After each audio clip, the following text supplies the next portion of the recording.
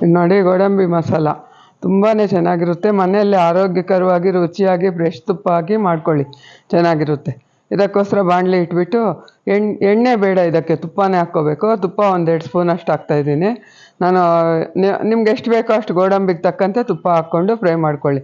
ಇದು ಕ್ರಿಸ್ಪಿ ಇರುತ್ತೆ ಬಾಯಿಗೆ ಹಾಕ್ಕೊಂಡ್ರೆ, ಆದರೆ ಹಾಗಂತ ಬಿಡಬಾರ್ದು, ತುಪ್ಪದಲ್ಲಿ ಫ್ರೈ ಮಾಡ್ಕೊಳ್ಳೇಬೇಕು 1-5 ನಿಮಿಷ. ಇದಕ್ಕೆ ಮಸಾಲೆಗೆ ನೋಡಿ ಏನು ಸಿಂಪಲ್ಲಾಗಿ ಹಾಕ್ತೀನಿ, ಎಷ್ಟು ರುಚಿ ಗೊತ್ತಾ.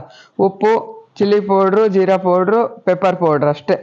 ಇದು 4 ಹಾಕಿ ಒಂದು ಸ್ವಲ್ಪ ಅರಿಶಿನ ಹಾಕಿ ಮಿಕ್ಸ್ ಮಾಡಿ ಇಟ್ಕೊಳ್ಳಿ.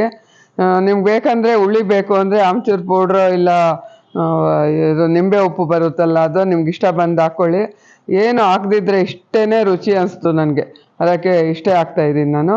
ತುಂಬಾ ಚೆನ್ನಾಗಿರುತ್ತೆ ನೋಡಿ. ತುಪ್ಪದಲ್ಲಿ ಹಾಕಿ ಫ್ರೈ ಮಾಡ್ಕೋಬೇಕು. ಫ್ರೈ ಮಾಡುವಾಗ ಸ್ವಲ್ಪ ಮೆತ್ತಗಾಗುತ್ತೆ, ಮತ್ತು ಆರಿದ ಮೇಲೆ ಕ್ರಿಸ್ಪಿ ಬರುತ್ತೆ ನೋಡಿ. ಮೆತ್ತಗಿದೆ ಅಂತ ಇನ್ನು ಸ್ವಲ್ಪ ಫ್ರೈ ಮಾಡಬೇಡಿ, ಸೀದ ವಾಸನೆ ಬಂದುಬಿಡುತ್ತೆ. ಇವಾಗ ಒಂದು 5 ನಿಮಿಷ ಲೋ ಮೀಡಿಯಮ್ ಇಟ್ಕೊಂಡು ಫ್ರೈ ಮಾಡಿಕೊಂಡು ಅದ್ರ ಮೇಲೆ ಈ ಮಸಾಲೆ ಎಲ್ಲ ಹಾಕ್ಕೋಬೇಕು ನೋಡಿ, ನಾವು ಮಿಕ್ಸ್ ಮಾಡಿ ಇಟ್ಕೊಂಡಿರೋದು. ಇದು ಈ ತುಪ್ಪಕ್ಕೆ ಹೋಗಿ ಎಲ್ಲ ಅಂಟ್ಕೊಳ್ಳುತ್ತೆ. ಎಣ್ಣೆ ಆದರೆ ಎಲ್ಲ ಉದುರಿದ್ರು ಉಪ್ಪು ಎಲ್ಲ ಸಪ್ರೇಟ್ ಆಗಿಬಿಡುತ್ತೆ. ಎಣ್ಣೆಲ್ಲಾದರೆ, ತುಪ್ಪದಲ್ಲಾದ್ರೇ ಈ ಥರ ಕರೆಕ್ಟಾಗಿರುತ್ತೆ.